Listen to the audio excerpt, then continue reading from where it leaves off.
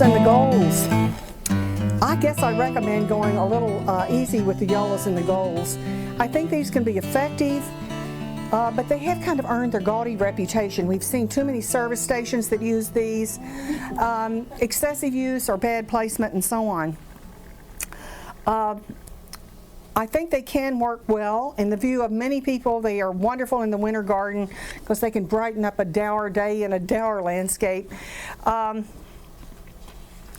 I also think that I had yellows in my first garden that I designed for myself, and I did like it. It was we lived in a contemporary style house that was basically olive green, and that color scheme was effective, and I thought it worked well with the architecture of the house and its surroundings and so on.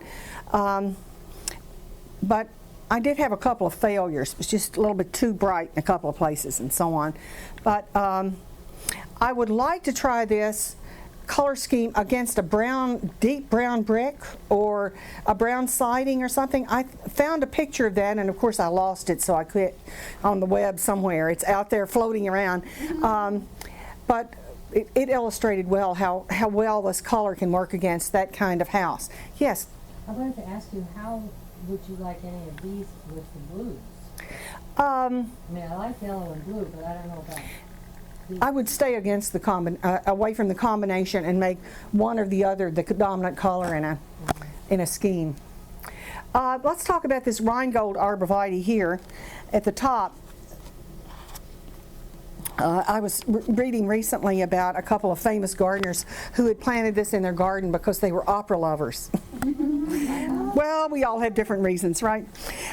This is going to be a globular shaped one. It's going to be relatively fast growing, and it becomes more conical in time. It's an easy grower, maybe 2 to 4 feet tall, 2 feet wide. It's very nice in the winter, of course, and good for foundation plantings in the bed or border. The one on the lower, and that's not the best picture ever. You don't quite always know how these are going to blow up. This is called the gold lace. It's one of the newer yellow leaf junipers. And it's going to be 2 to 4 feet tall, 2 feet tall, 4 feet wide. Not so big and not so clumsy as some of the junipers. And I like this sun gold false cypress on the right. This is one of the Chamaecyparis too, sometimes called the threadleaf cypress. And it does have this unique foliage of sort of stringy needles. This one is less yellow than they really are, I find. However, if you plant this and it's a little shady, they will be more green. And some people plant them deliberately in a semi-shady location because they want the texture, but they don't like the color. How big does that get? It could get very big, to 8 feet or so, and I didn't believe that till I saw one that I probably had never been pruned. But it certainly is a slow enough grower, so a little remedial pruning every year or so is going to keep it in bounds. You can do some wonderful contrasts with these colors too. Dark plants here, say mondo grass, dark sedums, or that monochromatic scheme of repeating the yellow a lot. Now in the conifer world they call these bicolors. I always call these variegated plants, but I'm learning. I think these are much more than just oddities. They're great accent plants or focal points, and they're useful in lighting up a garden where you have too much expanse of green.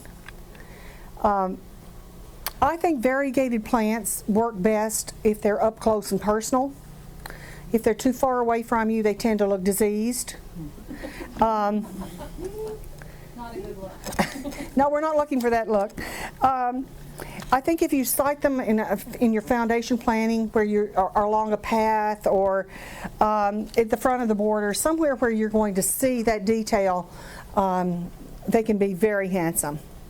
Let's look at these. The one on the left is the Sunsplash Shore Juniper, and we've already talked about the Shore Juniper. This one is one of the ones I said that might be a little harder to find. I think it would be worth looking for. Think how good that would look with those yellows we just looked at. This has the same habit, low growing, wide in time, and so on. This is one that was originally introduced at Brookside Gardens. And I am told, I haven't grown this one, that it won't fade, it won't burn out, and it won't revert. Some of the variegated plants will revert. The new growth will tend to be all green, but this is one that doesn't. A handsome plant is the one on the right, the Dragon's Eye Pine, and I suspect you've seen this one. It's fairly widely grown. It's a variegation of the Japanese red pine, and it's another one of those rather sculptural plants, sort of, you know, crooked and twisted and so on. It can be quite big, 15 to 20 feet, 8 to 10 feet wide. And it's rather conical as a young plant, but it gets more irregular with age. It can be very, very architectural. A fine specimen plant, a good companion to those gold plants we just looked at. I went to a lecture a couple of years ago that Susan Martin, I think she talked to us as master gardeners too. She's the curator for the conifer collection at the Arboretum. She warned that these variegated plants need some protection from that hot afternoon sun too. Textures. The shore juniper, again, just as an example of the wide range of textures. It has that close, dense, tight foliage. We have the umbrella pine, which I think is a tree to die for. It has a spiky, whorled foliage. It's not a pine at all. It has its own genera, Ceodopatus verticillata. It's on your list, and if I'm mispronouncing it, tell me. It'll grow slowly to 30 feet. It couldn't be as wide as 15. I think it's a choice specimen. It should be given a place where it can be seen. At the lower left is another one of the Hinoki cypresses. This is the fern spray, and it's a smaller variety, but has a very interesting fern-like foliage. It's going to be about 5 feet tall, about 3 feet wide. The conifer textures play beautifully against broadleafed evergreens, and the Hinoki cypress next to a boxwood or camellia is so very nice. And I did bring this juniper pot here to show you some of that mixed texture.